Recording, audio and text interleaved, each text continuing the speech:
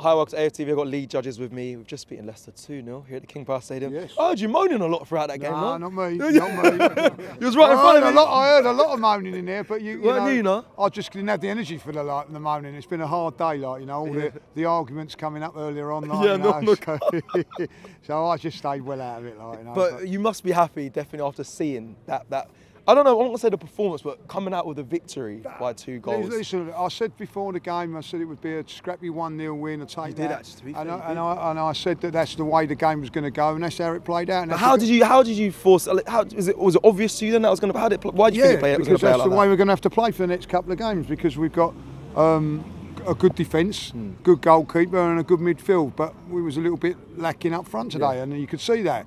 But what the main thing for me was to keep our shape, keep defending well. That's what we done. As poor as we were going forward in the first half, I thought we defended well. I don't think really Raya had a lot to do all game. No, they had some chance.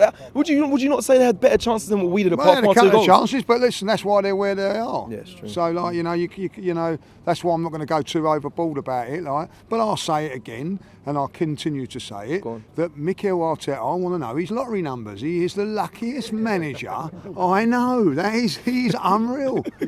Not only has he got his hair, he's got a lovely woman, he's rich, he manages Arsenal.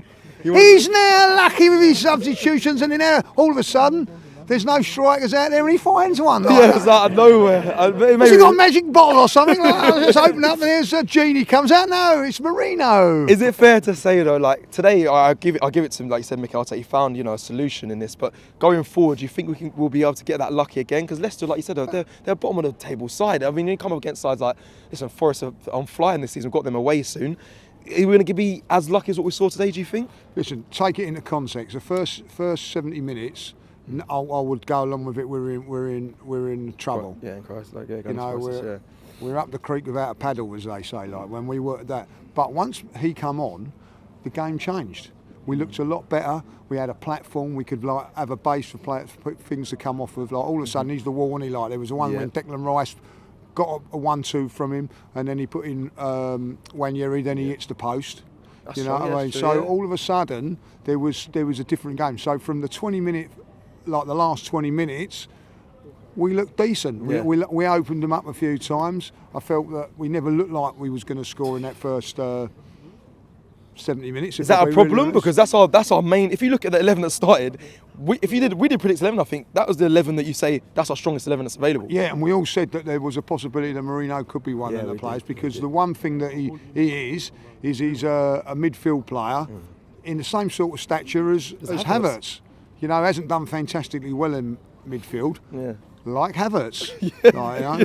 All of a sudden has gone up front like Havertz. Yeah, that's what I said to Rob. I said that to Rob. And scored a couple of goals like Havertz. So I don't know. So like, for me now, listen, if we play with him up front against West Ham and after 70 minutes we play like that, then we've got a problem. Yeah. But at this moment in time, you know, there was a lot of negativity at half time, and I get that. Why? Listen, it wasn't great. Let's be honest. The first 45 wasn't great. Listen, there was people behind us today. Like, you know, I didn't feel that I needed them because they was doing it all for me. I was behind you, cheeky. So no. So there was a lot of people moaning, and rightly so. Yeah. Because at the end of it, you know, the transfer window has not been inspirational for us. So then, what are you looking for? Then you're looking for a performance. You're looking for a team to come out and go and do the business. And then for the first 45 minutes, oh no, what is going on? What's gone wrong? It was a worry.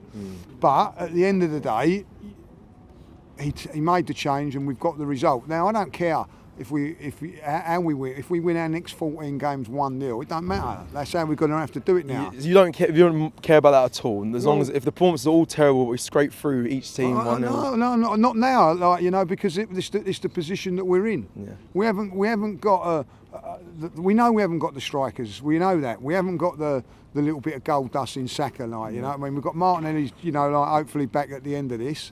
In a couple of weeks, that gives us a little bit of an option, whether it go from the bench or whatever. But Merino, look, listen, you know what I mean, he ain't got to drive the bus today on the way home, is he? Like, you know what I mean, it'd be like that was as good. We couldn't do no more than what he done today. Yeah.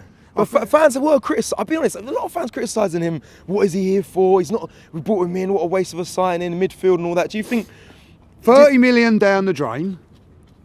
Mikel Merino scores again. Don't, if you get that started, we joked about it. We joked about it. Listen, he hasn't set the world alight up in midfield. He hasn't. I don't really know what his best position is. Maybe it is up front. No. Who knows? Who knows? That's you not, don't know. That's not a good sign. We're laughing and saying who knows, but we should know.